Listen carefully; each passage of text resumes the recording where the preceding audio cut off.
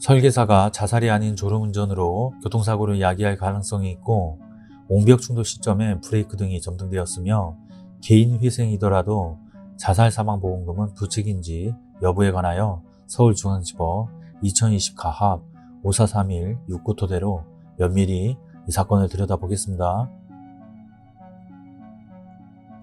우선 인정사실에 의하면 피보험자 망인은 여러 건의 상해사망보험 및 교통상해사망보험을 가입하였고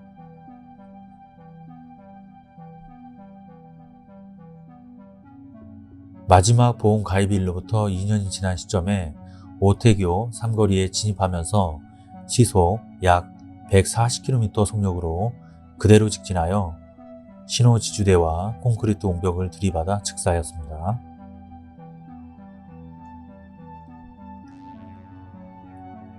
재판부의 판단. 관련 법리.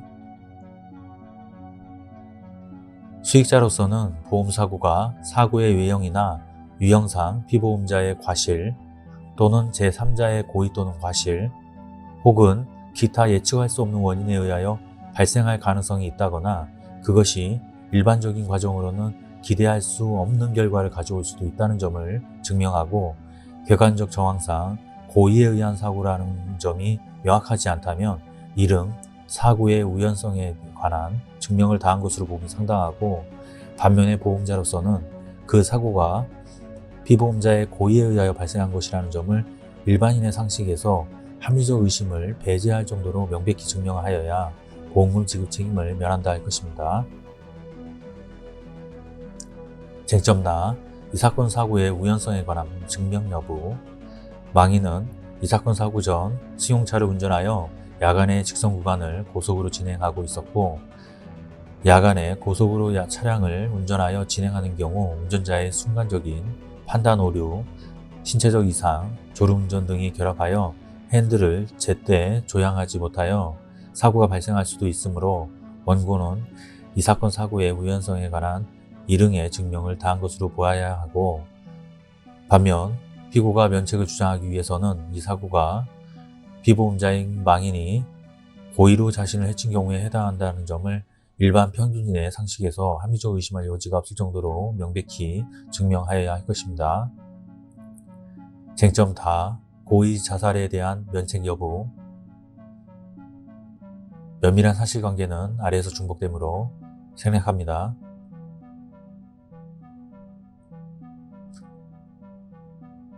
감정인의 의견 중 첫 번째 감정인 공학박사 AA의 사고 직전 제동 등이 점등되었다라는 내용과 두 번째 감정인인 기술사 A씨의 제동 페달은 사고 발생 시까지 밟지 않았던 것으로 된다. 이와 같이 서로 의견이 상충하고 있습니다. 위와 같은 사정이나 피고가 제출한 증거들만으로는 일반인의 상식에 비추어 망인의 사망 원인이 자살이 아닐 가능성에 대한 합리적 의심할 여지가 없을 정도로 명백히 주의정한 사실로 증명되었다고 보기 어렵고 달리 이를 인정할 만한 증거는 없습니다. 이유는 다음과 같습니다. 고의성 여부. 망인은 사망 당시 1억 5천만 원 채무가 있었으나 그중 7,500만 원은 개인회생 절차 개시 결정에 따른 절차가 진행 중이고 M으로부터 채무 변제의 독촉을 받고 있었으나 강제집행 절차까지 진행하지 않은 것으로 보입니다. 따라서 그러한 상황은 1, 2년 전부터 지속되어 왔던 것으로 보이고 이 사건 사고 발생 시점에 이르러 급격하게 채무가 증가하는 등 망인이 자살을 결심하게 할 정도로 급격한 경제적 사정 변경이 있었다고 보기는 어렵습니다.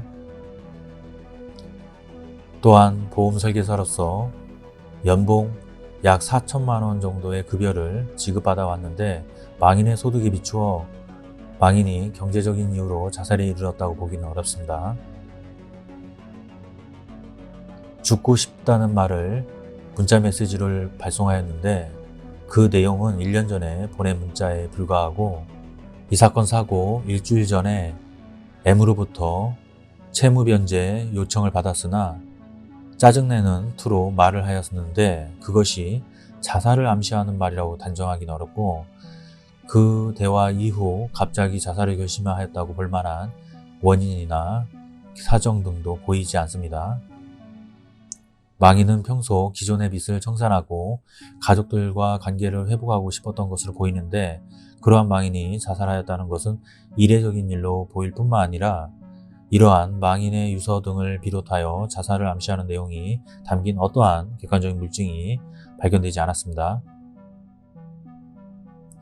민법 제103조 반사회 질서 행위 여부 망인이 경제적 사정에 비추어 고액인 보험료를 납입하였다거나 단기간에 자의로 이 사건 각 보험계약 외의 보장적 성격이 강한 다수의 보험에 가입하였다는 등의 사정이 인정되어야 하는데 이를 인정할 증거는 없습니다. 망인이 보험설계사로서 보험계약의 개수가 과다하다고 볼 수는 없고 자살면책 조항을 잘 알고 있는 망인이 자살로 발생시킨 사고로 보기 쉬운 방법인 시속 140km 속도로 돌진하여 콘크리트 옹벽을 들이받는 교통사고를 고의로 발생하였다고 보긴 어렵습니다. 감정인들의 감정 결과의 신빙성 여부 공학박사 AA의 감정과 달리 부서진 자동차의 내부 상태는 망인이 병원으로 호송된 이후의 상태로서 운전석 안전벨트가 차체에 고정되어 있다는 사정만으로 망인이 이 사건 사고 당시 안전벨트를 착용하지 않았다고 인정하기는 부족합니다. 차량 내 저장장치 블랙박스 내용에 의하면 졸음운전 중인 운전자라도 약 10초간 가속 페달을 균일할 정도로 밟아 일정 속도를 유지하는 것은 충분히 가능할 것으로 보임에도 졸음운전을 하였을 가능성을 전혀 고려하고 있지는 않고 있습니다. 망인이 승용차를 운전하던 중 일시적으로 졸음운전을 하다가 사고 지점 전 도로의 요철 현상으로 졸음에서 깨어나 급박한 상황을 인지하고 제동을 하며 우측으로 핸들 조향을 움직였으나 이를 피하지 못하고 콘크리트 옹벽에 충돌하였을 가능성을 배제할 수 없습니다. 따라서 위 공학 분석 보고서는 피고 주장에 의도적으로 취합한 결과에 불과하고 따라서 신빙성이 없습니다.